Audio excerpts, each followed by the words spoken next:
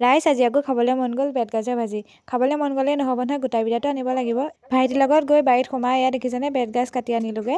বেতগাজ বেছি নাপালোঁ বাৰু দেই, 4টা পালোঁ সৰু সৰু, হ'লেও আমাৰ ঘৰৰ মানুহ 3টাহে হৈ যাব।